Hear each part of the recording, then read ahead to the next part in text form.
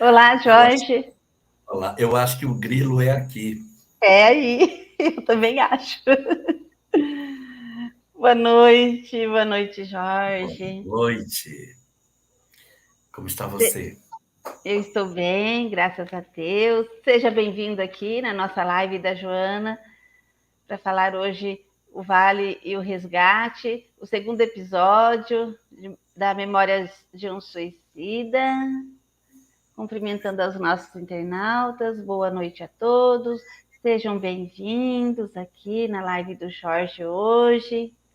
Fala, Jorge, alguma coisa para nós? Olá, boa noite para todos. Quero dizer da minha grande alegria de mais uma vez poder retornar aqui para o nosso estudo, para esse momento de reflexão sobre esse conteúdo dessa obra tão maravilhosa, Memórias de um Suicida, que tem sido, assim, de certa maneira, muito recorrente nos trabalhos de 2023. Isso. E para tanto, então, nós vamos fazer uma prece para o Jorge iniciar a live. Pode ser, Jorge? Tranquilo? Então vamos lá. Vamos acerenar os nossos pensamentos, deixar as nossas preocupações lá fora e aqui sintonizarmos com o nosso Mestre Jesus. Pedir a Ele a sua bênção e a sua proteção. Proteção a todos nós. Proteção ao nosso querido irmão Jorge, que vai falar para nós hoje sobre o livro Memórias de um Suicida, segundo episódio, O Vale e o Resgate. Pedir também aos nossos queridos internautas que estão nos acompanhando neste momento, que Jesus os abençoe, que a espiritualidade bendita, querida, amiga, trabalhadora aqui desse espaço, deste trabalho, nos envolva com a sua paz, com o seu amor. Divino amigo, sustenta-nos as mãos no arado de nossos compromissos, na verdade e no bem. E não permitas, em tua misericórdia, que os nossos olhos se voltem para trás. Que a tua bondade, Senhor, seja a vossa vontade e agora para todo o sempre. E que assim seja.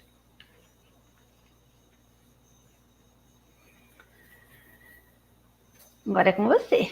Eu fico aqui. Qualquer coisa você me chama. Estarei a postos. Tá bom. Vamos começar então. No nosso mês passado, nosso primeiro episódio, nós conversamos mais sobre o suicídio em si, de uma maneira mais técnica, abordando os aspectos mais teóricos desse assunto, iluminado pelo conhecimento apresentado por essa obra extraordinária, Memória de um Suicida, e com alguns pontos a mais presentes na literatura que o Espiritismo nos oferece. Hoje, particularmente, nós vamos adentrar o livro de uma maneira mais intensa, trabalhando a trama daquilo que a obra nos oferece e mergulhando no psiquismo dos nossos personagens. Nenhum de nós aqui ignora que a obra Memórias de um Suicida é uma obra que é considerada uma das obras mais extraordinárias obtidas no século XX.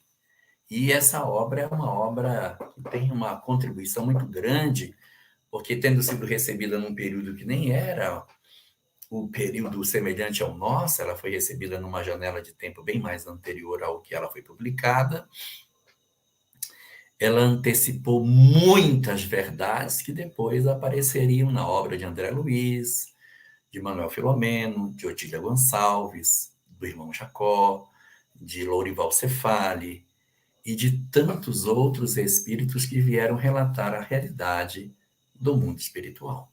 Então, nesse sentido, nós temos como personagem central dessa obra um espírito que se comunica através de Ivone e ele se apresenta como sendo Camilo Botelho. Na verdade, ele usa um pseudônimo para evitar que se considerasse que era mistificação. E o verdadeiro comunicante chama-se Camilo Castelo Branco, um grande e conhecido escritor português que desencarnou no dia 1º de junho de 1890 em Portugal.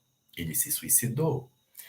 E aí a obra vai oferecer exatamente as análises de Camilo Castelo Branco, aqui chamado de Camilo Botelho, dentro das circunstâncias que ele atravessava.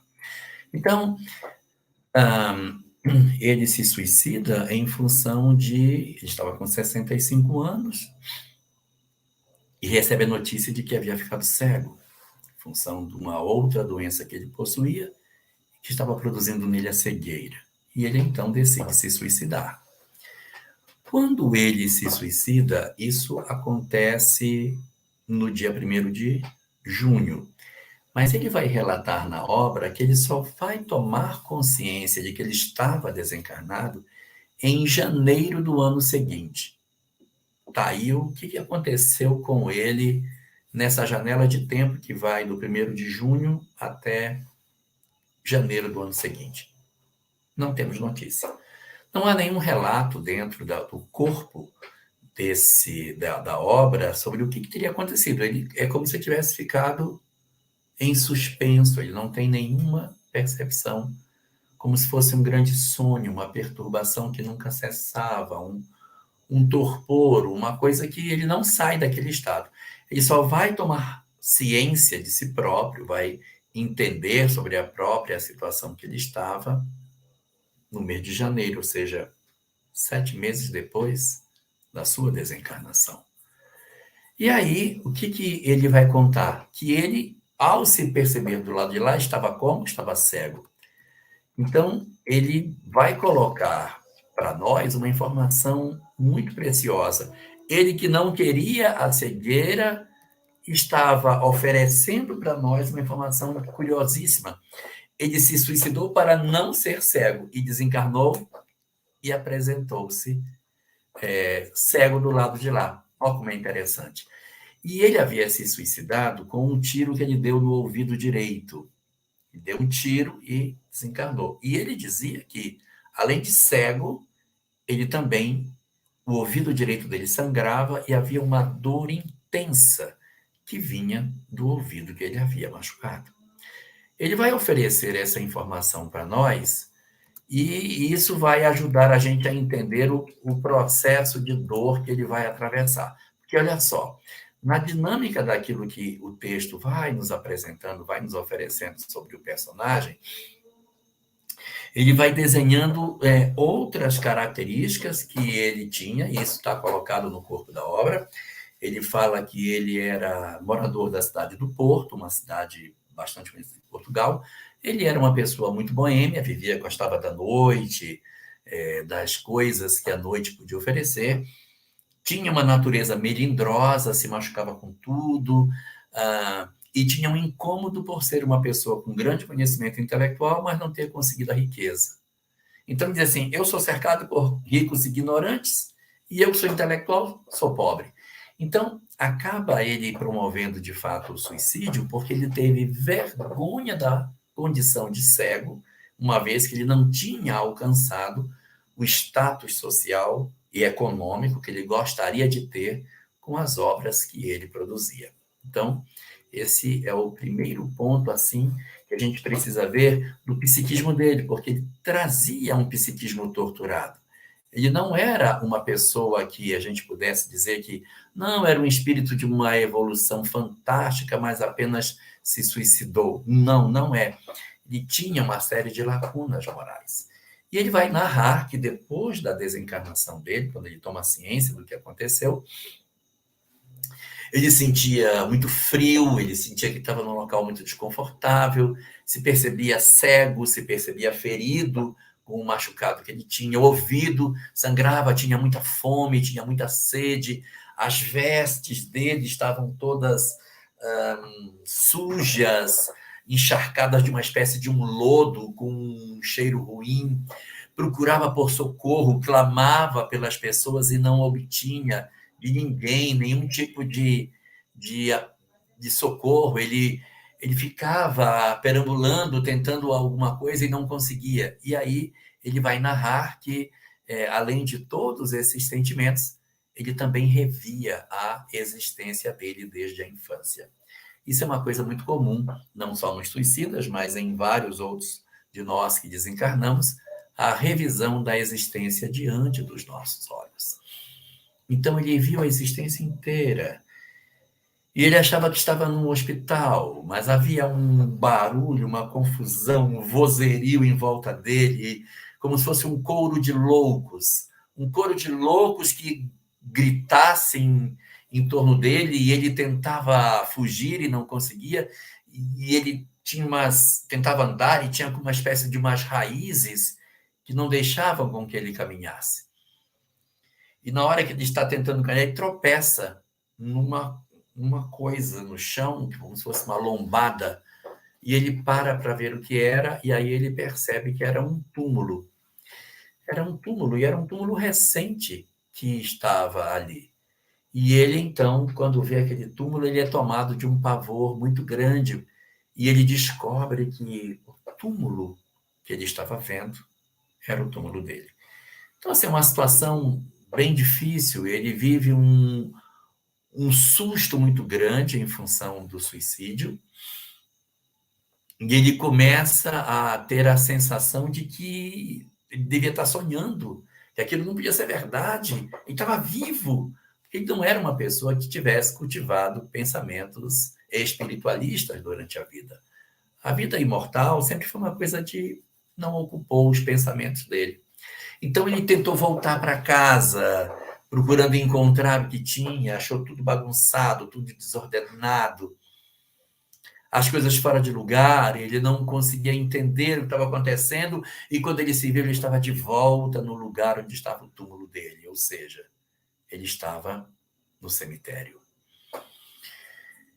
Ele contemplava seu próprio cadáver, ele ficava olhando as coisas e tentando fugir daquele lugar e não conseguia. E ele vai contar que ele vai passar nessa situação de falta de entendimento sobre todas as coisas aproximadamente uns 2 meses. Então já tínhamos 7, some-se mais 2, que é o tempo em que ele fica como que ainda tentando entender as coisas, muito ligado ainda ao corpo físico dele. Ele saía do túmulo, andava pelo cemitério, às vezes conseguia até sair, andava, perambulava por perto, mas ele não conseguia ir muito longe, ele tinha como que um imã que o prendia de volta no corpo físico. Daí ele conta que nesse período era um período muito difícil, porque ele não conseguia achar que estivesse tendo nenhum tipo de socorro, ele gritava, se desesperava, ninguém o ouvia, blasfemava, via outros espíritos e não conseguia entender o que estava acontecendo, como se ele fosse uma espécie de mendigo espiritual. E aí ele vai contar que, vagueando nessas condições, numa das vezes que ele está andando, ele vê uma multidão de como se fossem uns 200 espíritos, mais ou menos, que vem gritando, uivando, aquela massa de gente que vem sendo conduzida, e ele não dá para entender direito o que é, mas parece existir um regimento militar de cavaleiros que vem tocando esse pessoal, que vem levando essa massa de loucos, e esses cavaleiros calados, sem dar uma palavra, muito austeros, eles vêm comprimindo essa massa de pessoas, e o líder deles levava um bastão e tinha uma flâmula nesse bastão, uma bandeira, né? Os cavaleiros vão conduzindo as pessoas e vão espremendo, até que eles começam a perceber que eles estão sendo emparedados por esses cavaleiros, que vão conduzindo esses que eles capturaram a caminharem de 2 a 2 dentro desse enfileiramento que ele faz. E daí eles vão andando por esse caminho, vão passando por vários lugares diferentes, e eles não param, não dão palavra nenhuma e vão levando essas pessoas sem perguntar nada a elas. E quando ele percebe, eles haviam chegado em um específico lugar. O livro inteiro não vai chamar o lugar onde ele ficou de Vale dos Suicidas. Vai usar vários nomes. O nome que ele mais usa é Vale Sinistro. Os cavaleiros vão levando as pessoas, esse grupo, até chegar nesse local, que era bastante sombrio, escuro, e nesse local, que ele diz que não tinha planta, não tinha nenhuma vegetação, era como se fosse a face da lua, eles são ali, eles param, os cavaleiros, então, param de caminhar, e eles se dispersam e vão embora, e eles ficam agora nesse lugar desconhecido. O lugar desconhecido onde ele estava não tinha nenhum tipo de vegetação, mas tinha várias cavernas. As cavernas possuíam numeração, o que demonstra que tinha alguém que tomava conta desse lugar. Ele começa a olhar os habitantes do lugar aonde os cavaleiros os haviam deixado. Eram pessoas feias, magras, desfiguradas pelo pavor. Segundo ele, formavam uma vasta assembleia de criaturas estranhas, as vestes sujas, empapadas de uma espécie de lama que cobria as roupas que eles tinham. O lugar aonde ele estava ficando era e será chamado o Vale Sinistro, e muito conceituado na literatura espírita com o nome de Vale dos Suicidas. O Vale dos Suicidas era um local sombrio, que tinha montanhas, tinha um relevo muito acidentado, mas não tinha vida nenhuma. Havia as cavernas e umas estradas sinuosas, o solo era negro, tinha um mau cheiro muito grande, como se existisse uma lama debaixo dos pés deles. Era um local escorregadio, o céu não aparecia com as suas luzes, não havia luz, nem havia sol, não havia perfumes. Mas ele disse que esse lugar era cercado de muros. Se era um lugar cercado de muros, com cavernas numeradas, e que cavaleiros os teriam intencionalmente deixado nesse lugar, era porque não era um lugar ermo. Deveria ser algum lugar com alguma característica específica, comandado por algum grupo de espíritos. Segundo o que ele vai dizer, esse local era uma espécie de ambiente do mundo espiritual reservado apenas para suicidas oriundos de alguns lugares da Terra: Espanha, Portugal, Brasil e as colônias desses países. As colônias portuguesas ali estavam bem representadas. Nesse ambiente, as pessoas não viviam isoladamente.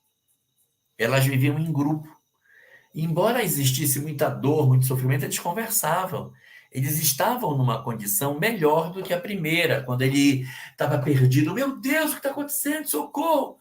Agora eles estavam conseguindo até conversar. E ele via que existiam ali também outros indivíduos, assim como ele, e que também haviam se suicidado. Eles estariam ali nesse lugar e traziam uma característica muito interessante. Eles traziam uma espécie de cordão, como se a ponta tivesse sido cortada, e faíscas saíam das pontas desse cordão. E eles permaneceriam ali por um tempo que iria variar de indivíduo para indivíduo. Em uma nota de rodapé que aparece no primeiro capítulo da obra, ele diz que eles demorariam, tipicamente, o tempo que ainda faltaria para queimar os últimos resíduos do fluido vital que essas entidades traziam. E aí, portanto, Essas cavernas acabavam servindo de domicílios rudimentares para essas entidades. E eles foram se agrupando. O ar ali, segundo ele, era um ar pesado, denso, a respiração era difícil, eles até tinham cansaço, dormiam, mas não conseguiam sonhar. Não tinham sonhos, eram noites muito difíceis, não conseguiam fazer prece, não tinham serenidade, não conseguiam trégua nos seus pensamentos em função da dinâmica que aquele lugar oferecia para eles. Se pudéssemos resumir os sentimentos que eles tinham, considerando aquilo que o próprio autor coloca, seria a desesperança, o medo, o desespero, o horror, o pranto, o remorso, os uivos. Havia, segundo ele, algumas práticas sexuais bastante vexatórias que aconteciam naquele lugar em função do desequilíbrio ao qual essas entidades se prestavam. Muita fome, muita sede, muito, muito, muito frio. Sentiam frio, fadiga, insônia, um cansaço interminável e, às vezes, até desmaiavam. Era um ambiente marcado não pela cordialidade entre os que ali viviam, então era comum existirem agressões, insultos, até brigavam, lutas entre eles por causa de coisas insignificantes, como uma vaga na caverna, desespero, tentando fugir, correndo, tentando escalar as muralhas. Ah, meu Deus. Muitas tentativas de tentar se libertar daquele lugar e as lembranças muito frequentes das suas próprias histórias, um sentimento de culpa, uma condição bastante dolorosa que essas entidades ali se permitiam. E eles, então, viviam nesse estado sem ter a menor condição de entendimento sobre tudo isso.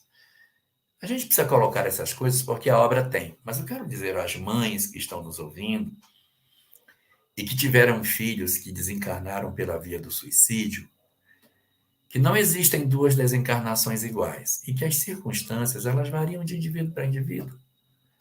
E às vezes nós temos indivíduos mais frágeis que podem ter passado por circunstâncias depressivas que os conduziram ao suicídio. E assim, nesse sentido, até me antecipando sobre o que a gente vai ver lá no final do ano, mas só para tranquilizar as mães, existe uma instituição nessa colônia chamada Instituto das Moças, que é reservado para as meninas que se suicidam por paixão. O namorado deixou, não me sinto abandonada, uma tristeza, mas não são pessoas que têm uma história de ódio, de violência, de agressão, uma vida promíscua, desequilibrada. São bons filhos, boas filhas e que, de repente, a depressão devora suas esperanças e eles se precipitam no processo do suicídio. Ainda que essas entidades tenham que passar por uma série de experiências para aprender, elas não são idênticas a essas que estamos relatando, porque nós sabemos, por aquilo que a gente já conversou no mês passado, que existem os que vão para o vale, mas existem entidades que nem sequer para o vale vai. Entidades perversas, cruéis de verdade, criminosos que assassinam e depois se suicidam, muito frequentemente nem são atendidos no vale. São acolhidos em outros lugares, principalmente aqueles que são cruéis, psicopatas, que matam as pessoas por frieza e depois se suicidam. Eles se inscrevem em determinadas experiências espirituais que são dolorosas. Mas todas essas, os que não vão para o vale, os que vão para o vale nessas condições como o Camilo foi, aqueles outros que não têm uma história de desequilíbrio, mas uma depressão muito grande e que, de repente, vão para o suicídio, todos eles estão guardados por Deus. O vale não é um lugar de abandono. O vale é um lugar de socorro. Mas é tão doloroso, aparentemente dá a sensação de que seja um lugar de abandono dos espíritos. Mas é uma estratégia terapêutica para que os espíritos não repitam a mesma experiência no futuro.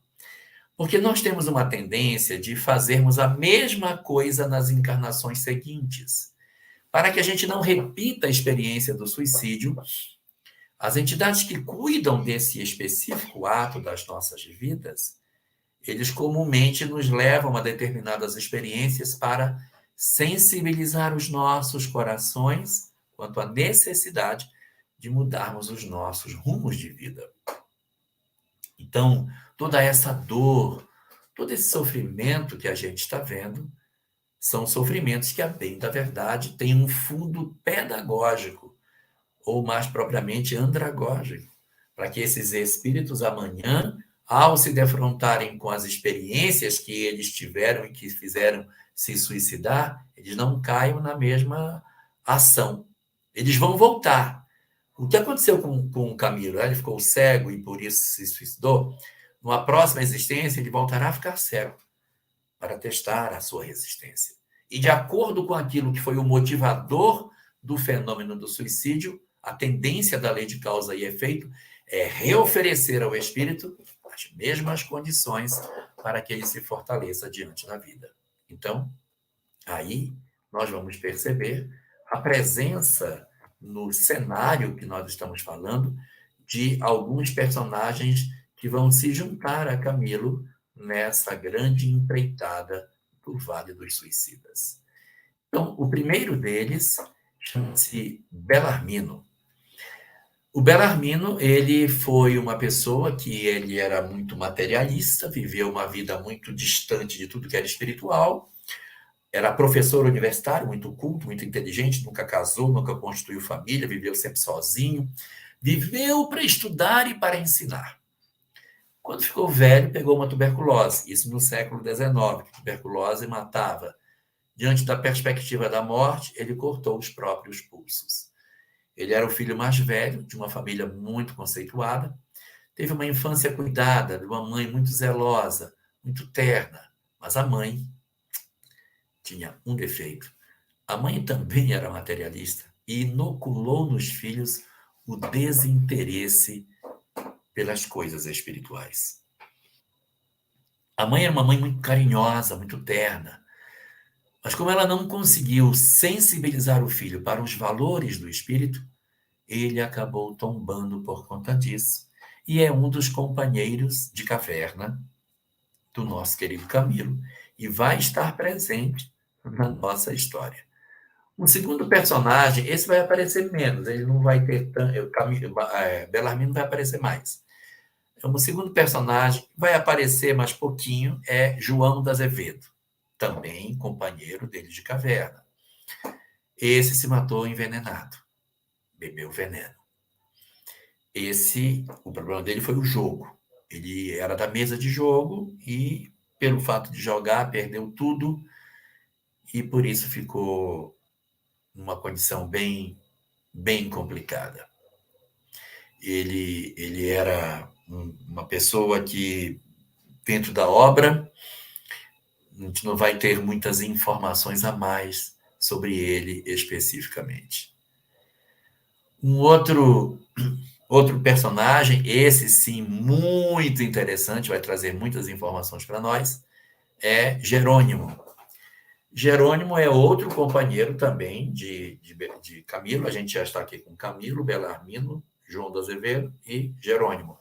Jerônimo se suicidou também com um tiro no ouvido, assim como Camilo. Ele era um homem que se suicidou até antes de Camilo. Se suicida em 1889, um ano antes. E era muito católico, muito fervoroso, um homem assim, muito austero com a família, muito preocupado com tudo, e era vendedor de vinhos. Só que ele faliu. Ele não suportou a falência financeira.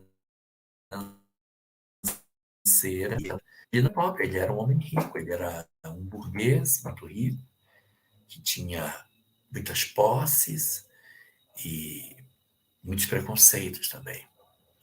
Era um pai muito amoroso, mas assim, muito dado às exigências. Era o mais impaciente de todos os que estavam com eles. Eram 5. Dos 5, Jerônimo é o mais impaciente, incomodado, andava sempre muito bem vestido, mesmo naquela região horrível, aonde estava todo mundo sujo, imundo, ele andava de fraque, com uma bengala, e usava um monóculo. Monóculo era um óculos de um olho só que no passado as pessoas usavam, prendia na própria estrutura da face, não tinha nada para prender atrás da orelha, prendia aqui mesmo. Ele usava monóculo e era uma pessoa assim muito incomodada com tudo. Tinha filhos, esposa, tinha tem 3 filhos e mais uma esposa, e não suportando a falência, ele se suicidou.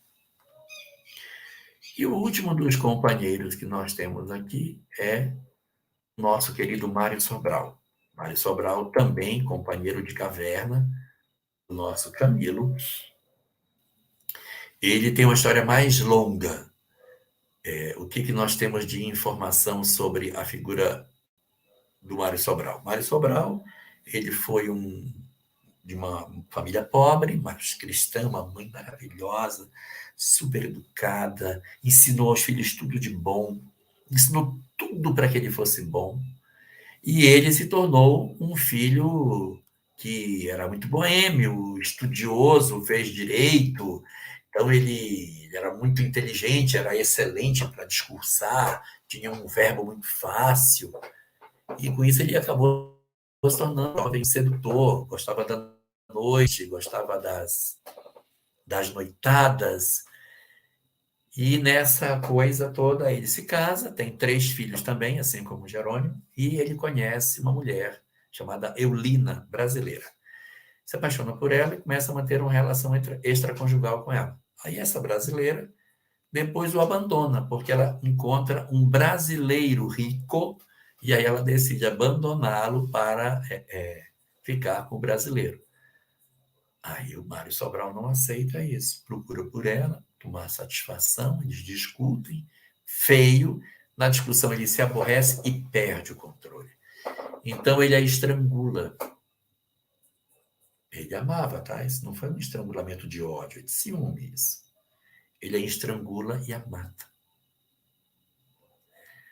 Quando ele percebeu que ele é matado, ele se desespera porque ele matou o amor da vida dele. Então ele se enforca com os lençóis da cama. Então aqui nós temos 5 personagens. Camilo, que deu o tiro no ouvido. Belarmino, que cortou os pulsos. João do Azevedo, que se envenenou. Jerônimo, que também deu tiro no ouvido. E, por último, Mário Sobral, que se enforcou. Esses eram os companheiros de caverna que estavam naquele lugar. Só que esse lugar, assim, tão sombrio, tão complicado, tão cheio de problemas, não era um lugar que ficava abandonado do mundo espiritual.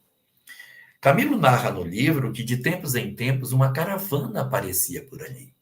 Ela vinha e recolhia alguns dos que estavam no vale. E ele percebeu quem era que eles recolhiam. Eles vinham para recolher aqueles cujos fluidos haviam esgotado. Ele percebeu que, na medida em que esses fluidos eram esgotados, as pessoas ficavam fracas, sem força, como se ficassem sem vida, e aí elas ficavam como que exaustas no chão, não morre, porque o espírito não morre, sem uma perspectiva de retornarem à sua condição de normalidade.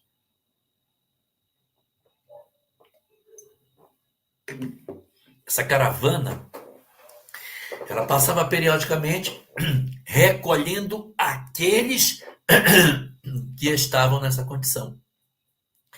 Eles usavam uma roupa estranha, eles usavam uma roupa branca, tinha uma cruz azul no peito, e eles andavam em fila, um atrás do outro. E eles eram protegidos por uma espécie de uns soldados, de umas lanças, uns lanceiros, com estilo egípcio, com escudo, que protegia o grupo que ia no meio. Então, ia um grupo armado do lado de fora e um grupo desarmado do lado de dentro. O grupo desarmado era de enfermeiros e médicos. Se alguém tentasse investir contra o grupo de socorro, aí os lanceiros se postavam para impedir a aproximação. E assim eles iam andando e recolhendo as pessoas e levando. O líder desse lugar apresentava um avental branco com credenciais de médico e um turbante com uma esmeralda. A esmeralda era uma pedra verde que simboliza exatamente a medicina. E eles traziam uma flâmula, aquela flâmula que o Camilo falou que ele viu lá atrás. Essa flâmula, agora ele conseguia ver o que estava escrito nela. Nela estava escrito: Legião dos Servos de Maria. Havia uma voz invisível que nominalmente chamava aqueles que seriam assistidos. Eles não viam essa voz, como se fossem alto-falantes colocados nesse lugar. E eles chamavam as pessoas pelo nome, e as pessoas, então, se apresentavam. E eles iam lá e recolhiam e colocavam essas pessoas na maca. Quando, por algum motivo, a pessoa não se apresentava, a mesma voz dizia: ó, ele está na caverna número tal. E aí eles iam lá e recolhiam essas pessoas. Os que não eram assistidos ficavam desesperados, querendo serem assistidos, mas ainda não havia terminado o período de fixação das experiências nesse sentido. Eles eram colocados nessas macas, formavam um grande comboio e, segundo a obra, belos cavalos brancos puxavam o comboio que atravessava a escuridão e sumia. Camilo diz que assistiu isso acontecer várias, incontáveis vezes. Durante, segundo as minhas contas, porque eu fui fazendo conta no livro, quando foi que saiu, quando foi que entrou, o que aconteceu, fazia minhas contas aqui. Então, ele fala de 3 anos que ele teria ficado naquela região ali. Então, vamos fazer as contas. Ele desencarnou em 1890, em 1891 foi levado para o Vale. Aí, nas minhas contas, ele sai do Vale em 1903 mesmo, para dar certo. Com as outras contas, acredito que aproximadamente, assim, para dar certas continhas, em 1903 é quando ele teria saído. Ele fica 3 anos, né? 3 anos não é redondo, né? Fez aniversário. Uma faixa de 3 anos, mais ou menos, é o período no qual ele permanece nesse lugar. Ele conta que, quando chegou um certo dia, depois de ter visto tantas vezes a caravana por ali passar, a caravana passa e ele sente um cansaço indescritível. Tcharam! O fluido havia esgotado. Então veja que ele desencarnou com 65 e com 68, 69, o fluido havia esgotado. Quer dizer que ele teria a expectativa de vida para 69 anos? Não sei, talvez não, né? A gente às vezes queima o nosso fluido muito mais rápido do que era previsto e nada impede que, de repente, Camilo tenha tido uma experiência daquela que é muito comum, na qual a gente encarna para ter uma existência com 75, 80 anos, mas vive de maneira tão dissoluta que com 69 o fluido já acabou. Então, ele sente um cansaço enorme e 24 horas antes, depois desse incidente, desse cansaço, a equipe socorrista, que ele já tinha visto tantas vezes, recolher outras pessoas, apareceu no vale. Apareceu ali para recolher Camilo e mais os outros 4 que dividiam a caverna com ele. Ele conta que essa caravana socorrista da qual estamos falando, ela aparece numa espécie de praça lodacenta e liga uns holofotes. E descem desse comboio homens e mulheres e o cara com o turbante de cor esmeralda. Os nomes foram chamados e dessa vez o nome de Camilo. Camilo!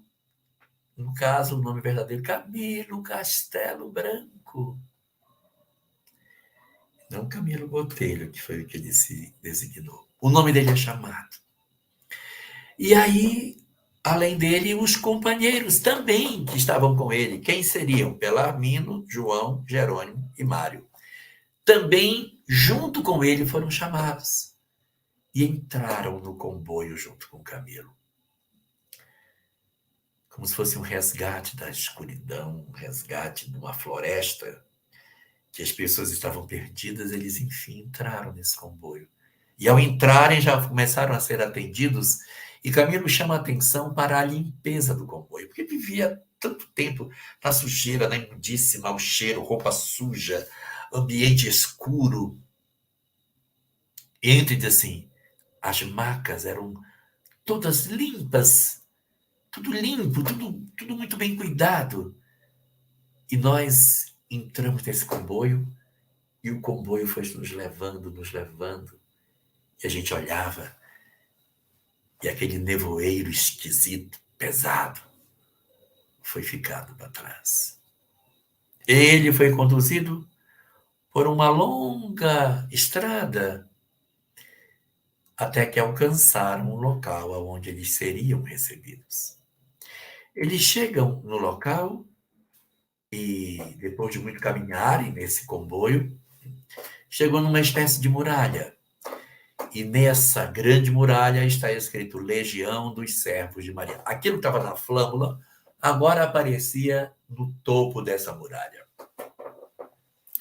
Era, segundo ele, uma edificação muito parecida com as edificações medievais.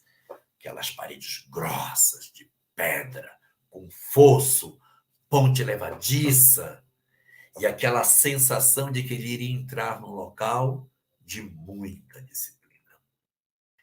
Aí eles entram numa espécie de cidade com muita movimentação de gente, muitas pessoas trabalhando, e já era um lugar diferente do outro, porque ali era escuro, ali nunca tinha sol, ali era ruim. Agora ele disse que via uma cidade onde não tinha um sol forte. Um sol tímido aparecia, bem quietinho. Esse sol apresentava-se, e mesmo quando era de noite, a colônia não ficava no escuro. Havia uma espécie de iluminação que se derramava sobre a rua, mas não era uma iluminação como a gente conhece. Mas havia uma forma de iluminar que era como se a própria colônia tivesse uma usina de energia que gerava essa luz que se derramava durante a noite. E lá tinha dia e tinha noite, tinha horas. Ele começa a retomar a sua condição. E ele, então, segue no comboio, e nesse comboio eles vão seguindo na estrada, e eles vão vendo, já do lado de dentro da colônia, depois de ter ultrapassado aquela muralha danada, eles veem que o caminho vai levando, e esse caminho ele se trifurca em 3 destinos diferentes: hospital, isolamento e manicômio. Depois a gente vai conversar o que é cada lugar desse. Mas uma coisa chama a atenção de Camilo. O único que não tem muros, o único que não tem muro é o hospital. Tanto o isolamento como o manicômio tem muros em volta dele. Então eles vão andando assim, e o caminho se abre em 3. Uma seta para a esquerda, hospício. Para frente, hospital. Para a direita, isolamento. E ali eles vão ser conduzidos ao hospital. Quando eles chegam nesse hospital, eles vão se dar conta de que é uma instituição bastante grande, né? Um prédio muito grande, e ele não é mais um prédio medieval, ele é um prédio clássico português, ele tem todo o estilo português na sua arquitetura. Esse prédio ele é comandado por um espírito chamado Teócrito, vamos falar muito dele. E ela é uma construção assim portuguesa que tem vários blocos, tem torres, e não tinha muros, mas na frente um jardim muito bonito, todo ajardinado, com muitas árvores e muitas aves que ficavam nesse jardim. E uma coisa que ele observa é que nesse lugar a cor que prevalecia era o branco. Quando eles entram no hospital, eles percebem que haviam pessoas muito atenciosas, sempre homens. Os enfermeiros do lugar onde eles ficaram eram todos homens, porque quando eles chegam, eles são logo identificados, atravessam aquela ponte, eles são identificados num determinado local em que eles já são classificados, se vão para o lado masculino ou feminino. E aí eles vão para uma ala masculina, os enfermeiros também masculinos. E quem comanda esse trabalho dos enfermeiros é uma dupla chamada Romeu e Alceste. São bem jovens, se vestem como indianos e são assistentes do diretor Teócrito, que também se veste a indiana.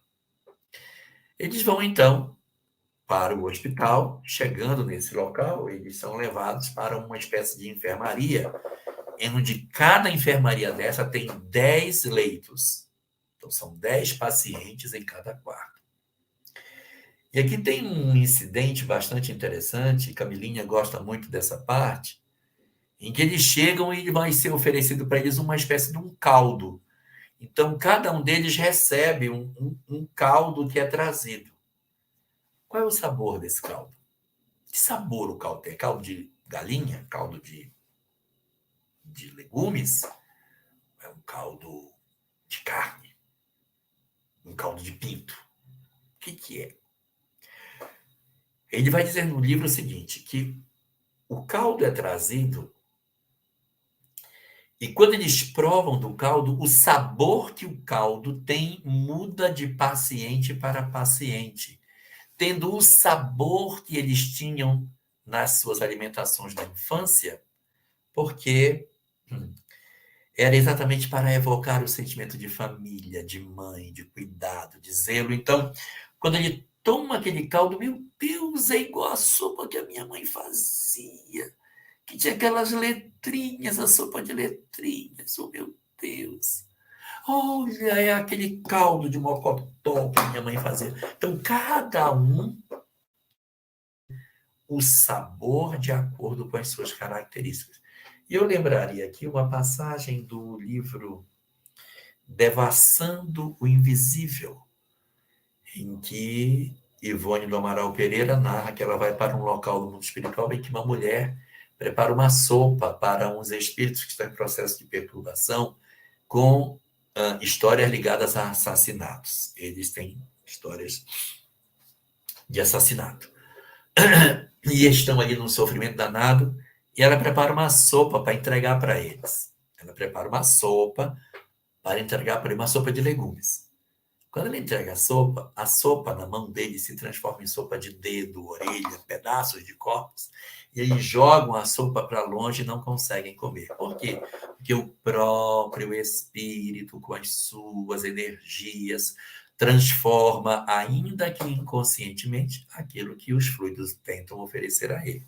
Então, ali, quando a sopa chega, inconscientemente, a sopa é transformada naquilo que esses espíritos trazem dentro de si, na sua memória profunda.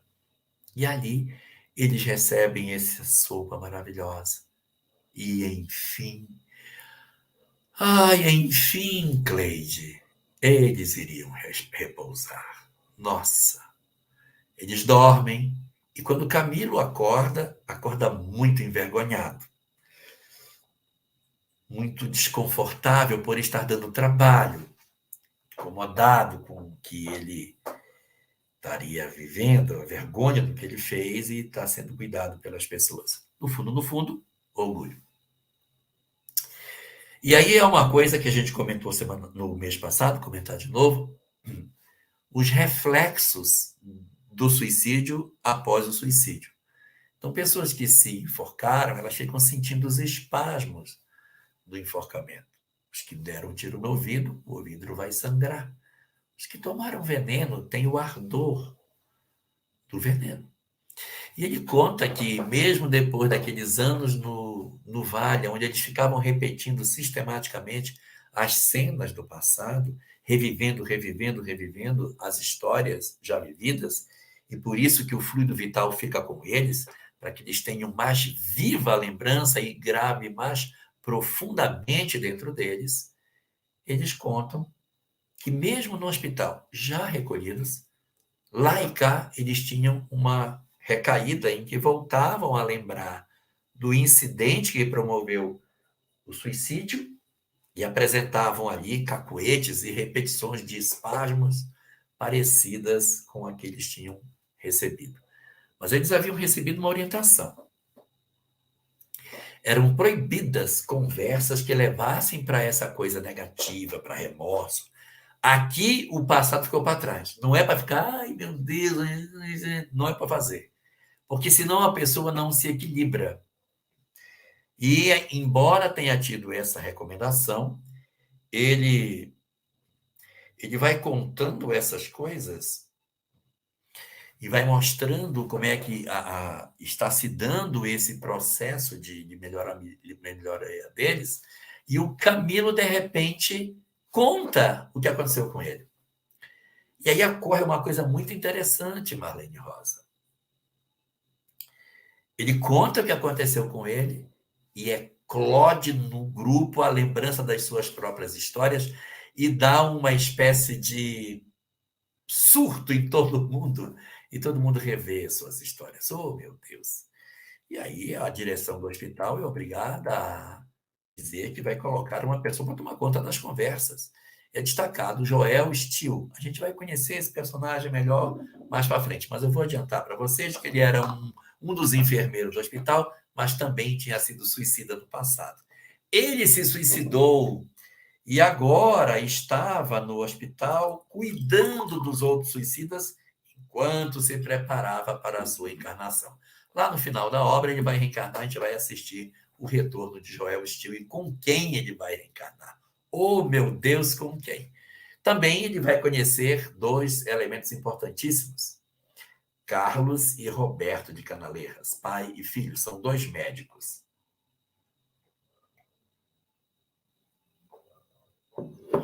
Carlos de Canaleiras, muito equilibrado. E Roberto de Canaleiras, uma alma frágil. Médico também, se recuperando do seu próprio suicídio. Roberto de Canaleiras é um personagem muito comum em outras obras de Ivone. Ele tem uma história com ela. Existe uma obra que trata sobre Roberto de Canaleiras, um caso de reencarnação. Onde a história de Roberto de Canaleiras é contada. A história de Leila. Muito bem. Então, Roberto de Canaleiras, médico, ainda com suas fragilidades, mas ajudando, e os internos ali vivendo as suas dores e sendo consolados pelos companheiros. E eles, então, são informados que, à medida que eles se equilibrarem, eles poderiam receber visitas no hospital, mas enquanto estivessem assim, não poderiam receber visitas. E há algumas coisas bastante curiosas. Eles são levados para um trabalho de fluidoterapia. Olha o passo como é interessante. Eles são levados para um local onde eles iam receber energias. Porque a partir do momento que eles entram no hospital, o objetivo era recuperá-los da condição espiritual que eles encontravam. Então, as orações que eram feitas por quem quer que fosse, elas eram ecoadas numa espécie de alto-falante que todo mundo ouvia as preces que eram feitas. E o autor destaca que eram raras as preces feitas pelos familiares. Havia muita prece feita por centro espírita. Os familiares, muitas vezes, consideravam que os seus entes queridos estavam como que esquecidos e perdidos. Assim, portanto, esse trabalho de fluidoterapia, ele era oferecido bissemanalmente e fazia um bem danado para eles. Como é que era esse trabalho de fluidoterapia? eles se inscreveram no local e aí eles eram levados para um local onde era aplicado um passe coletivo. 5 aplicadores ficavam nas costas e o outro de frente. E os 6 aplicavam uma forte descarga fluídica e eles sentiam uma melhora incrível. Incrível. Eles começavam nessas sessões a ter mais compreensão sobre as suas condições espirituais, conseguiam relembrar a infância, conseguiam tomar mais consciência de seus atos, lembravam do ato suicida. E Camilo conta uma coisa bem interessante. À medida que esses fluidos iam sendo aplicados, fome, sede, frio e todos esses vícios orgânicos que a gente tem, eles iam, até mesmo os próprios cacuetes, iam se dissipando à medida que isso acontecia. Para a gente terminar a nossa conversa sobre esse assunto hoje, queria destacar um local que eles falam, onde eles se reuniam para a hora do Ângelus. Diz que às 6 horas da tarde, eles se reuniam para fazer uma oração. Aí alguém pode dizer assim, mas também é muita conversa, né? O que tem a ver? A gente sabe que não tem hora. O livro dos médios diz que não tem hora para falar com o espírito. Qualquer hora.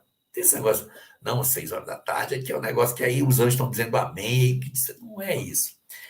É o ideário humano que tem às 6 horas da tarde como importante.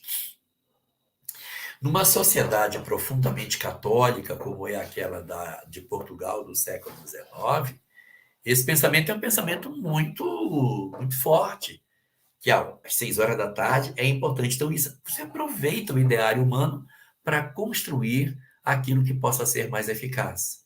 Então, às 6 horas da tarde, eles se reuniam para orar. Aparecia uma tela com o anjo Gabriel se apresentando para Maria. Ué, mas o que tem a ver? Anjo Gabriel, Maria, por que isso? É porque legião dos servos de Maria, essa Maria é Maria de Nazaré, a mãe de Jesus. Rogai por nós, pecadores, agora e quando? Na hora da nossa morte. Maria tem um trabalho muito bonito no mundo espiritual. Ela cuida dos desencarnados da Terra. E tem um carinho muito especial pelos suicidas. Então, na hora do Ângelus, uma imagem de Maria aparecia. E eles, então, oravam todos em conjunto para que a força da prece conjunta pudesse ser mais eficaz. A gente vai observar isso em várias situações que a gente vai ter a oportunidade de voltar sobre esse assunto, mas a hora do Ângelus era uma hora muito interessante na qual eles recorriam a esse recurso para que eles pudessem alcançar os seus objetivos espirituais. Diziam os mentores que, de certa forma, a oração em conjunto acabava se fortalecendo, né? Havia uma força muito maior pelo fato deles se juntarem nesse sentido. E aí, Cleide, para a gente abrir para perguntas, caso tenha, eu queria só fazer aqui algumas observações, só de caráter geral, que são algumas notícias doutrinárias que a gente encontra nesses capítulos. São elas. Um momento em que Camilo pergunta, meu Deus, mas isso será morte? Ou isso é que será a vida? Será que a morte não é a outra? E isso que não é a vida? E não é isso aqui que é a vida? Que é exatamente a fala de Kardec no Livro dos Espíritos, quando fala que a vida verdadeira é a vida espiritual. Um outro ponto também importante sobre a questão do mundo espiritual vai ser apresentado um pouco mais à frente. A gente vai ter a chance de ver isso um pouco mais à frente, mas eu vou me antecipar, ele falando que em 1910, quando ainda se desenhava a ideia de se trazer as informações do Vale dos Suicidas para os homens, o movimento espírita brasileiro desconhecia a realidade do mundo espiritual. Então, o movimento espírita na década de 10 sequer sonhava como é que o mundo espiritual era aquele. Há um momento em que Teócrito, conversando com eles, com esse grupo que tinha chegado, ele diz assim para eles: esquece a vida na Terra.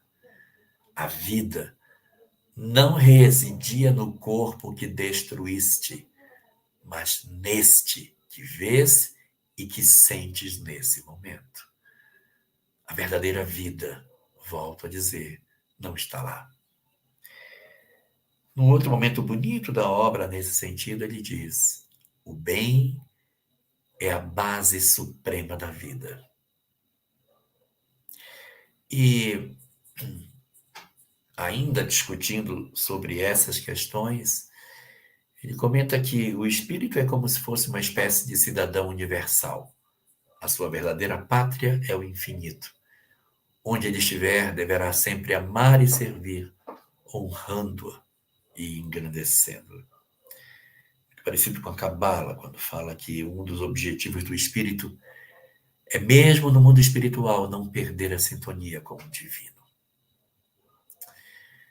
E sobre o corpo, ele faz muitas referências ao corpo, em que Camilo, num certo momento, no capítulo 3º da primeira parte, ele diz: oh, meu Deus, quando o homem perde a fé, ele se torna um ser miserável. Porque quando a gente perde a fé, todos os problemas acabam sendo difíceis, como se fossem muito importantes nas nossas existências. Então, Cleide, cadê você? Tem alguma pergunta? Alguém fez alguma? Estou aqui. Tem sim. Tem? Olha, tem algumas perguntas. Tem a Marlene Rosa. Não, primeiro deixa eu te perguntar uma coisa. O Camilo era solteiro? Não, Casado? casado. Casado, né? Ele era casado e a doença que ele teve foi sífilis. Sim. E a sífilis, você sabe que ela tem várias fases. E a fase terciária da sífilis é uma fase na qual ela sai e ela ataca um órgão específico. Ela pode atacar o fígado, pode atacar o cérebro. No caso específico, ela atacou de maneira que ela ofendeu o nervo óptico. E aí ele perdeu a visão. Quando o médico dá para isso, aí é da biografia, estou falando da biografia de Camilo Castelo Branco, não estou falando do livro. De que ele ia ficar cego. Ele liga para um amigo e diz: eu quero ficar em casa. Ele recebe o amigo em casa e diz para ele: fica aqui com a minha mulher um instantinho, que eu já volto. Ele leva o amigo para que o amigo pudesse dar um amparo para a esposa dele. Aí ele vai para o gabinete e se suicida. Aí o amigo chega e a mulher também. Aí eles acolhem. Mas ele tinha família, tá? Tinha assim. E a Marlene Rosa aqui, ela faz uma pergunta, o seguinte: pode-se considerar o grande peso de orgulho de Camilo como uma motivação do seu suicídio? Sem dúvida nenhuma, Marlene, porque assim, a gente diz: o Camilo se suicidou porque ficou cego, mas não é verdade. Porque não foi exatamente a cegueira que matou o Camilo, foi a vergonha de ser cego. E aí, quando a gente evoca o pensamento do Buda aqui, Marlene, que diz que mais importante do que o sofrimento é o sofrimento do sofrimento, a gente encontra Camilo na condição do sofrimento, porque a cegueira é um sofrimento. Mas ele encontra o sofrimento do sofrimento, que é o ai de mim porque sou. Então é o sofrimento do sofrimento, que é o que produz, segundo o Buda, a infelicidade da criatura humana. Ele diz que o que promove a infelicidade não é o sofrimento, é o sofrimento do sofrimento. Marlene aqui continua, Jorge, olha. Há critérios ou requisitos para os espíritos suicidas serem conduzidos para o Vale dos Suicidas, Vale Sinistro. O que ocorre com os que não vão para lá? Então, dentro das várias instituições que existem dentro dessa grande colônia correcional, ela tem outros lugares, ela tem o hospital, ela tem o departamento de vigilância, tem o departamento feminino, tem o departamento de reencarnação e tem a mansão Esperança. São 5 instituições lá dentro. Tem o departamento de vigilância, departamento hospitalar, departamento feminino, departamento de reencarnação e a mansão Esperança. Tem 5 instituições. Nesse departamento de vigilância, dentro dele tem várias seções. Uma das seções é a torre de vigilância. E a gente vai ter um dia para estudar isso, mas a torre de vigilância é quem vigia os que não estão no vale. Por que eles não estão no vale? Eles não estão no vale porque eles não são só suicidas.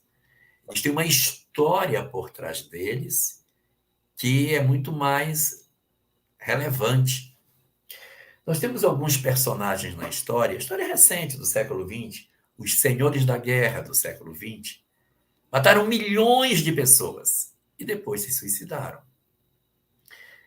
Essas criaturas, elas têm apenas o peso do suicídio ou elas têm uma multidão de obsessores? Nero, que também matou tanta gente, matou a própria mãe. Matou a própria mãe. Quando ele é cercado e ele vê que ele não tem saída, ele também se suicida. Uma entidade como Nero, ela vai simplesmente para o vale, ela tem tantos suicidas que os mentores não conseguem nem colocá-lo para levar. Pouca gente sabe, mas a esposa de Nero, ela desencarnou quando ela estava grávida. Existe a hipótese de que ele teria batido nela, dado um chute, e ela teria desencarnado do chute que ela deu grávida. Pouco tempo depois, ele está descendo as escadas do palácio e ele encontra um jovem de 16 anos, que se parecia muito com a esposa dele. Ele manda capturar o rapaz, manda castrá-lo para que ele vivesse como mulher com ele. O rapaz tinha 16 anos e ele dá o nome para o rapaz de Esporos. Esporo é a flor antes de abrir, lá está o esporo. Você que mexe com flor, né? São os esporos. O nome do garoto é Esporos. Pode procurar na internet, vocês vão achar. E aí ele promove em Esporos uma condição dele veste-se de mulher e vive assim com ele. E depois Esporos, quando é abandonado depois da morte de Nero, outro também o toma para sua mulher, e assim ele vai passando de mão em mão. Quando ele percebe que ele não tem mais prestígio, Esporos, aos 20 anos, se suicida. Então, nós temos a figura de Nero, que tem uma história de assassinatos e de violência e o suicídio. É muito comum nessas circunstâncias que o indivíduo seja capturado para um processo mais doloroso. Não precisa nem tanto. Nós temos no capítulo 11 do livro Missionários da Luz, a história de Raul. O Raul, ele era do interior, o amigo dele chamado Noé o convida para viver na cidade grande, ele vem e se apaixona pela noiva do amigo. E como ele se apaixona pela noiva do amigo chamado Esther, ele resolve matar o amigo. Ele envenena o amigo. Mata. Casa-se com a esposa, com a noiva dele. Ele casa, mas ele não tem paz de espírito, ele fica depressivo com o que ele fez. E tempos depois, ele se suicida. Então, quando ele se suicida, ele tem o quê? Um suicídio e um assassinato junto. A junção dessas duas características vão provocar nesse indivíduo uma situação diferente. Ele não vai para o vale, ele é capturado e levado para um matadouro, e as entidades ficam explorando ele nessa circunstância. Então, você tem os que estão no vale, Marlene, e os que não alcançam o vale, não conseguem ser alcançados. Por quê? Porque os mentores não conseguem sintonia para poder capturá-los e levá-los. E aí, como eu estava falando no começo, existe uma instituição, que é o Instituto das Moças, que é um instituto só para as meninas que tinham uma vida regular, mas por uma fragilidade depressiva, um amor mal correspondido, decide se suicidar. Julietas. As Julietas. E aí, esse lugar é um local que tem uma construção totalmente diferente. Não tem as características que a gente tem. Vão passar por sofrimento? Sim, vão passar, lógico, não tem como. Suicídio não dá para você dizer, não vai acontecer. Vai ter uma consequência longa, mas se recupera. Só que nesse caso dessas meninas, a recuperação é mais rápida. Se você tem um suicídio mais agudo, como no caso do Camilo, a recuperação é mais lenta. Se você tem assassinatos associados ao suicídio, mais lento ainda. Então, você vai encontrar no livro discussões que dizem, logo no começo da obra, pode levar até um século para se recuperar. Lá no meio da obra diz assim, leva de 1 a 2 séculos em alguns casos. E quando chegar lá no finalzinho diz, leva 2 séculos. Às vezes, chega a 3. Reticências, ou mais. Porque a gente vai vendo casos mais graves no curso da obra. Então, vão aparecendo situações que são mais complicadas para serem tratadas. Jorge, e pode acontecer também de um desses suicidas, quando reencarna, vir sem nenhuma sequela, vir para o trabalho,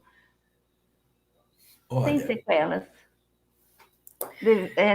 Se conseguir se recuperar bem do lado de lá? O que o livro Memórias de um Suicida diz? Que quando eles se suicidam, existem... Vou simplificar a questão. Existem aqueles que ficam profundamente traumatizados com a história do suicídio. Ficaram muito. Mário Sobral é um desses. Desses 5, ele que estrangulou e depois se matou, vai ficar numa situação mais incomodada do que os outros.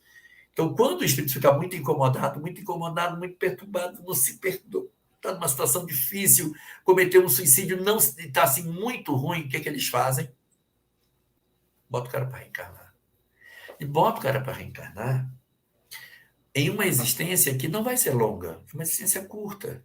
Ele vai reencarnar com graves sequelas físicas e mentais, vive uma existência curtinha, deixa no corpo boa parte daquelas perturbações que ele tinha e volta para o mundo espiritual. Qual o objetivo disso?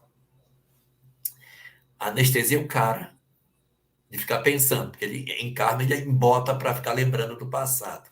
Então, facilita para que ele não enlouqueça. Segundo, deixa no corpo parte das coisas que ele tinha. Pode falar, Alba, pode comentar o que incomoda você. Então, ele deixa no corpo parte das coisas. Então, ele sai. Exemplos, eu vou dar. No livro Amor e Ódio, nós temos o caso de... Sim, Camilinha, expurga um pouco. Essas encarnações curtas, elas são chamadas pelo livro de encarnação imediata. Peguemos o livro Amor e Ódio. Nós temos o caso em que o personagem principal, Gaston, na encarnação anterior, se suicida. Ele se suicida, aí reencarna logo em seguida como o Mudinho, que vive até, se não me engano, 11 anos, aí desencarna, e depois ele volta como Gaston, sem sequelas físicas. Respondendo sua pergunta. Livro Renúncia, nós temos o irmão adotivo de Alcione, que era o primo da mãe dele, o primo da mãe dela, que se suicida, pouco tempo depois ele reencarna como Rob. Problema no olho, problema nas mãos, problema nos pés. E aí ele vive uma existência curta, desencarna e volta para o mundo espiritual. Aí não aparece a encarnação seguinte. Mas essa encarnação de expurgo, ela pode acontecer aí naquela que virá depois, o espírito tem mais possibilidade de vir com uma melhor estrutura física. Caso do Camilo não tem associado a ele um assassinato, não tem uma coisa assim grave nesse sentido. Ele tem uma vida boêmia, ele tem a sua promiscuidade, essa é uma questão lá dele. E aí ele fica, a me antecipando ao livro, vai ficar 52 anos no mundo espiritual. Todos os amigos reencarnam e ele fica. Ele fica, todo mundo vai, Camilo, sabe quando o cara fica na prancha para pular e não tem coragem? Não, vai, agora vai tudo. Ele fica com medo de ir.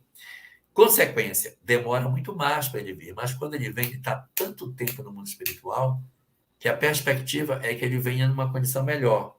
Só que ele não escapa da cegueira. Ele virá saudável e próximo dos 40 anos ficará cego.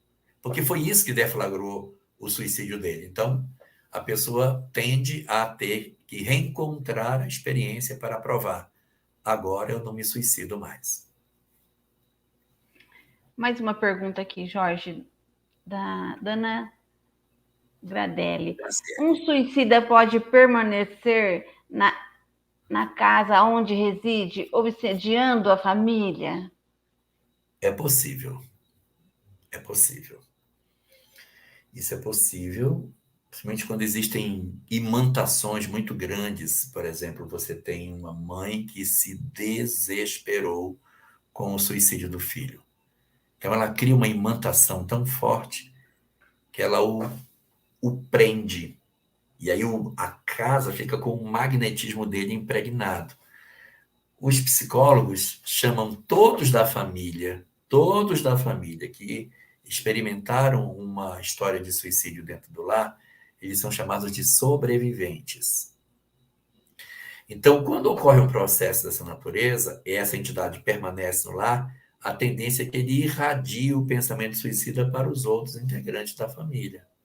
Então, você tem um suicídio e depois outro se suicida. As pessoas depois deprimem. A presença dele, a dor da depressão, da tristeza. Então, nem todo mundo vai para o vale, não.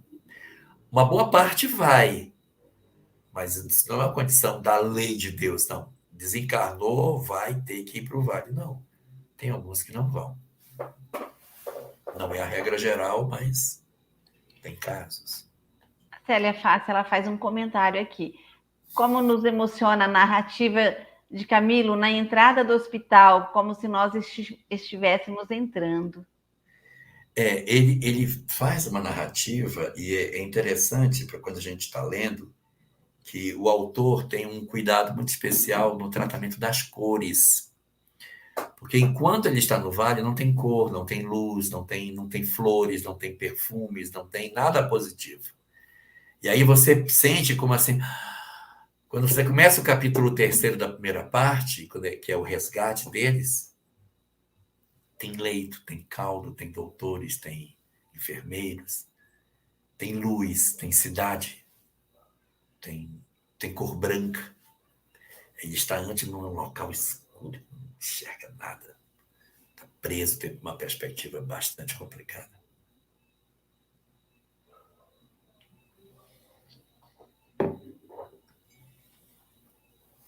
Acabou? Não, Jorge, tem aqui um comentário aqui da Patrícia. Ela diz aqui que, infelizmente, partiu pelo suicídio há 1 ano e 5 meses. Tinha 70 anos de idade, tinha uma depressão crônica. Maria das Graças Santos, nome de minha mamãe. Sim. Nós estamos hoje assistindo na nossa sociedade o crescimento do suicídio em todas as faixas de idade.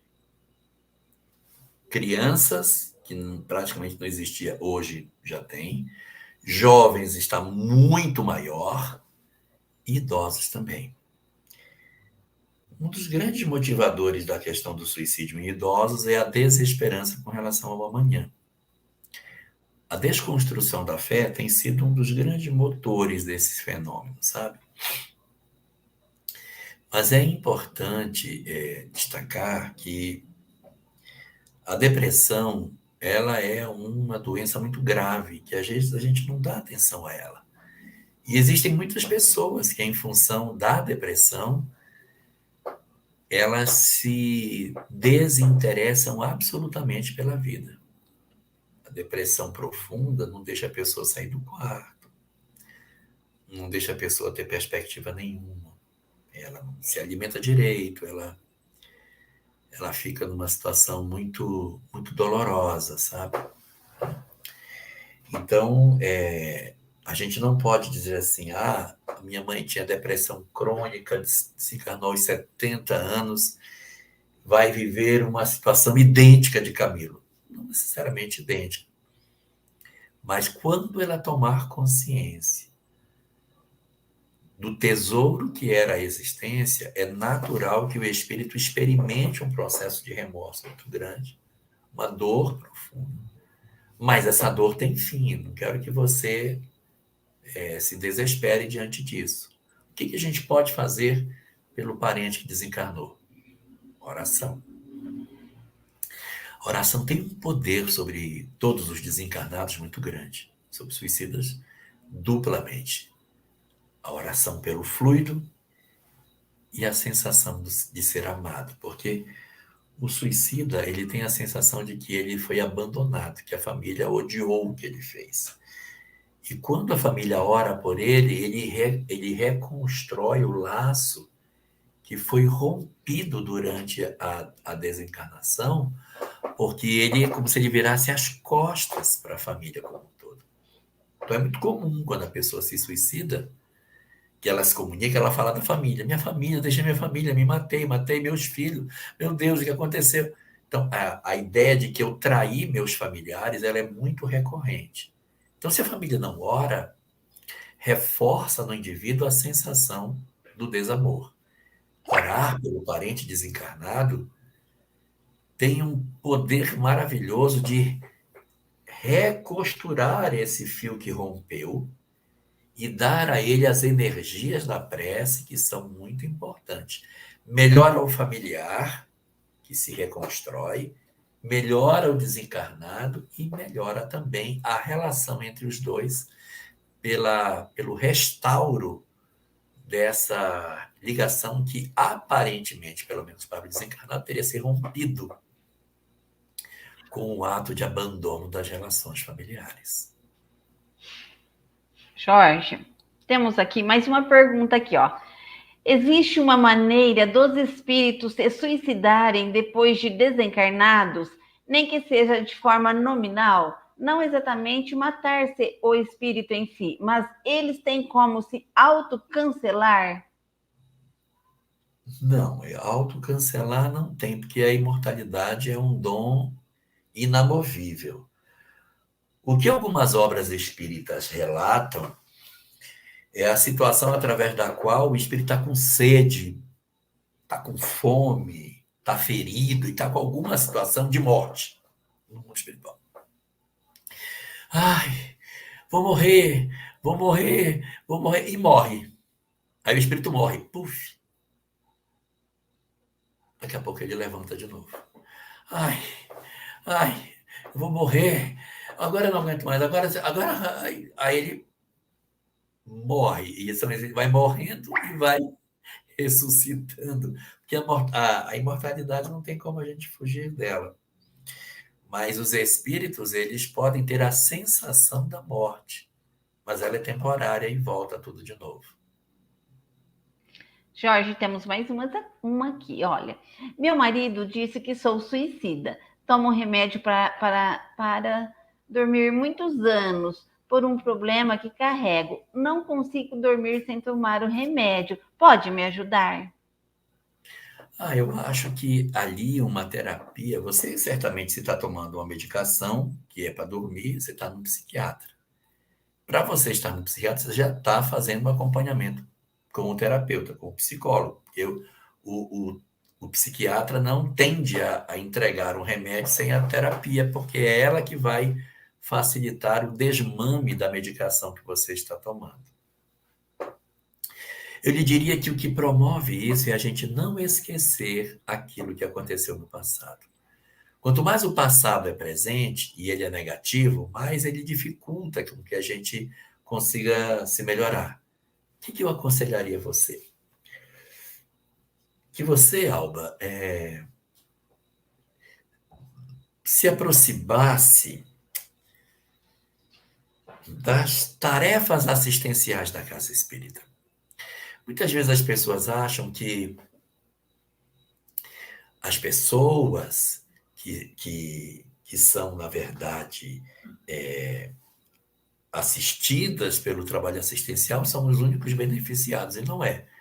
O trabalho assistencial da casa espírita beneficia quem recebe a cesta, beneficia, mas ele beneficia muito quem monta a cesta, quem faz com carinho, quem se dedica para fazer, quem entrega o coração. Eu vou fazer um sapatinho.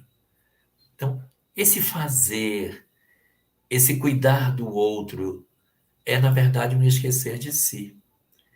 Então, quando eu esqueço de mim, eu, pelo menos, faço, num certo momento, o esquecimento da minha própria dor. Então, na medida em que eu cuido do outro, eu tenho mais condição de ter equilíbrio emocional. Então, minha sugestão é: procure na cidade que você mora uma casa espírita que tenha um trabalho assistencial e diga: eu quero colaborar. Eu não sei costurar, não sei fazer nada. Então, vem para cá dobrar, vem para cá passar roupa, preparar os enxovais, dá ideia, eu acho que aquela cor. Não, faz naquela cor, ficou bonitinho. Esse palhacinho aqui tá tão bonitinho. Vai integrando ao trabalho a sua vida para que você esqueça um pouco de você. Mas eu não sei fazer nada, aprenda vagonite, é tão facinho. Conhece vagonite, Cleide? Eu conheço. E a gente vai se doando tanto nesses trabalhos que é tão bom, Não vai tão percebendo, bom, vai esquecendo de não vai si. percebendo e aí vai fluindo. É um alimento espiritual muito grande para a gente, um trabalho desse daí. Jorge, nós temos aqui, ela fala, Ana Cláudia, ela agradece e diz assim: meu pai suicidou aos 33 anos atrás. Minha mãe chorava e chamava pelo meu pai. É muito comum. É muito Ó, triste, muito tem uma comum. pergunta aqui do Antônio Pires. Como saber Aqui. se uma casa espírita é séria? Verifique se ela é adesa à Federação Espírita. Verifique se a casa. Você pega seu estado. Cada estado tem uma casa. Federação Espírita do Estado X. Ou União Espírita do Estado X. Ou União das Sociedades Espíritas de São Paulo. Né? Você tem aí uma federativa estadual. Pergunte: a casa é federada? Se ela for, é um grande indicativo de que as coisas estão indo no caminho bom. Tem uma pergunta aqui, Jorge. Os suicidas indireto vai para esse vale? Depende do grau de intensidade. Existem suicidas indiretos que vão. E existem suicidas indiretos que não vão. Em que sentido? Há pessoas que são suicidas indiretos porque fizeram coisa errada. Beberam, tiveram uma vida equivocada. Esses acabam se verificando onde? No umbral. Você vê que no André Luiz, no livro Nosso Lar, a gente vai ver uma série de entidades chamando ele de suicida. E está onde?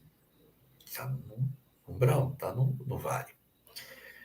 Mas o Vale vai falar de algumas pessoas que, em função da intensidade com que destruíram a sua vida, aí você vê a pessoa realmente se arrebentando de verdade, estourando a vida profissional, estourando a vida familiar, se acabando de maneira mais intensa, aí você vai ver que esses indivíduos, eles realmente estão numa condição de profundo sofrimento,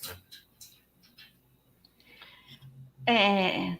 As pessoas me perguntaram, né, se vai ter continuidade os estudos. Eu coloquei a data aqui, olha, vai dia 15/3, 12/4, 17/5, 21/6, 19/7, 16/8, 20/9, 18/10, 8/11 e 20/12. É uma vez por mês. Se Deus permitir. Se Deus permitir, ele vai permitir, né, Jorge? Com certeza.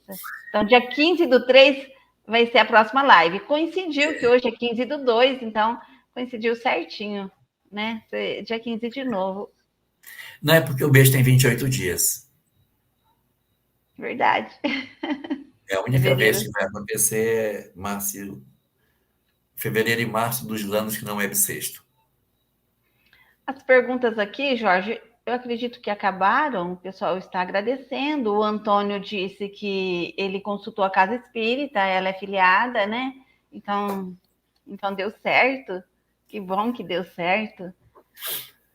E então nós vamos terminando a nossa live, agradecendo a todos vocês por estar aqui conosco, por interagir aqui no estudo do Jorge, que é sempre muito proveitoso para nós, muito ensinamento, né?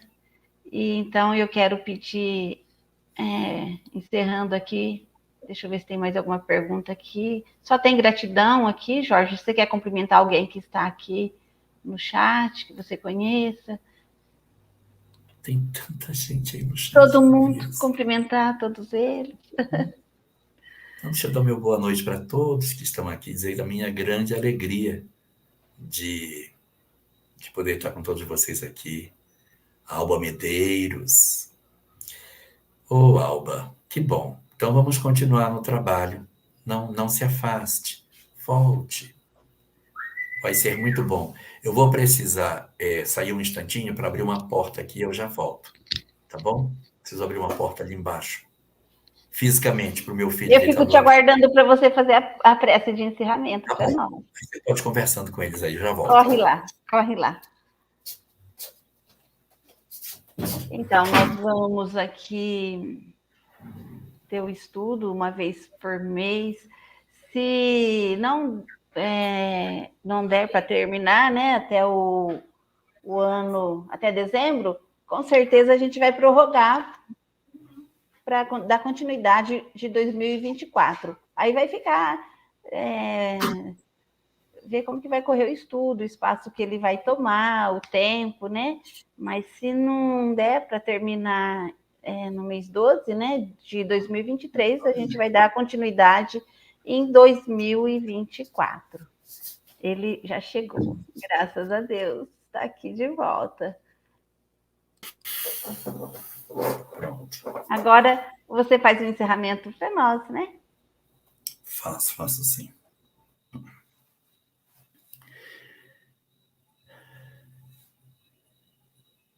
Querido Senhor das nossas vidas,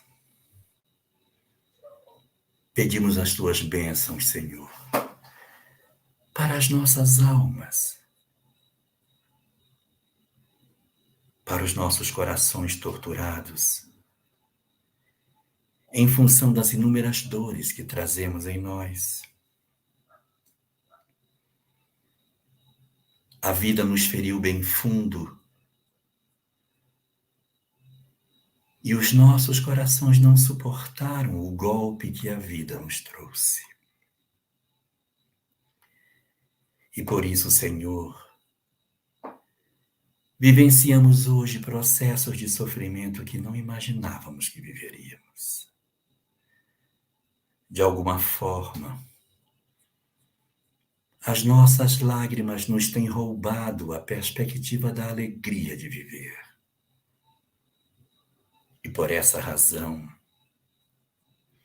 os nossos corações sangram de dor diante da perspectiva de que não haja mais para nós alegria de viver. Por isso te rogamos, Senhor, socorre-nos nesta hora em que as nossas almas tristes esqueceram a perspectiva de dias venturosos e a chance de perceber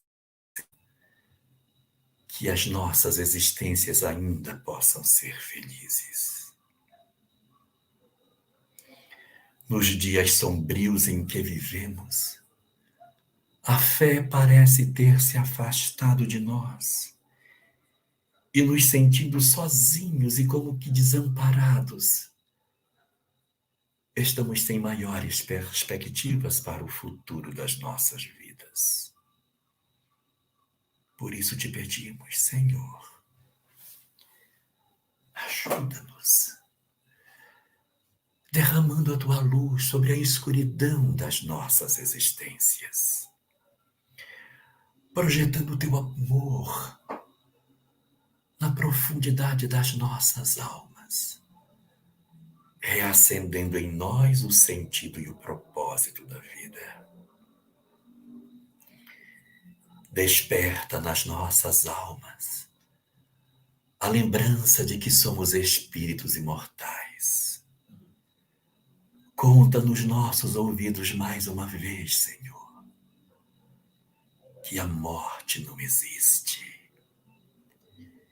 Vem nos dizer que os nossos amores vivem e que nós também é nosso turno.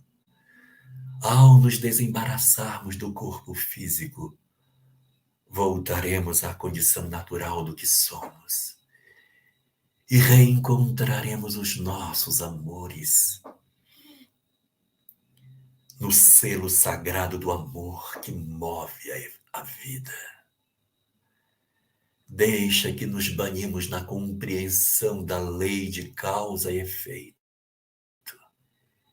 que oferece para cada um de nós a compreensão mais exata do sentido daquilo que nós chamamos de dor, mas que tu apresentas como se fosse o grande aprendizado da vida. Que sejamos assim, Senhor, almas em reconstrução de suas histórias. Que consigamos assim rever o colorido da vida, reencontrar o sentido de tudo ao percebermos a imortalidade e a reencarnação como sendo a demonstração patente da tua existência sobre a vida, oportunizando às criaturas o evoluir sem cessar na direção da felicidade.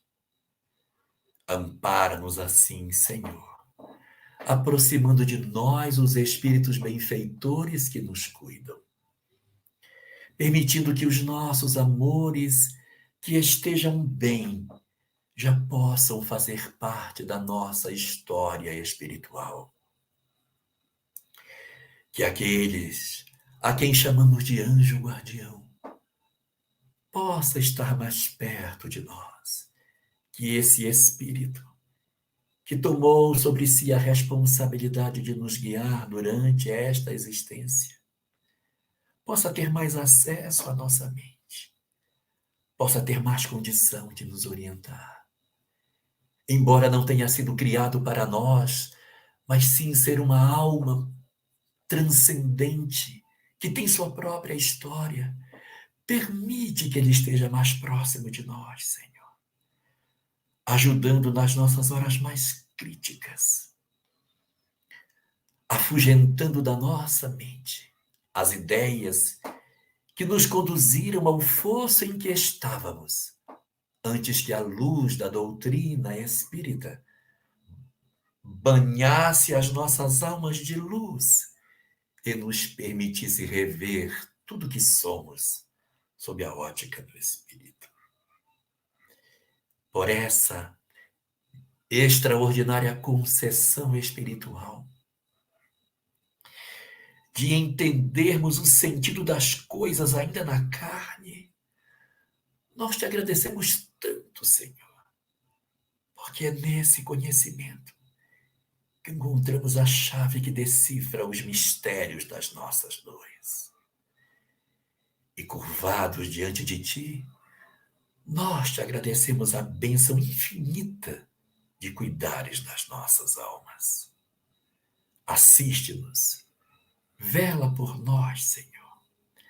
Acolhe-nos no teu seio e nos dá cada vez mais a certeza de que tu estás no controle de todas as coisas. Que nada devemos temer, porque tudo é fugidio e passageiro. Só tu, tua lei, permanece o tempo todo. Deixa que nos aproximemos cada vez mais de ti, Senhor, e sintamos as tuas bênçãos e a tua paz derramada sobre as nossas vidas.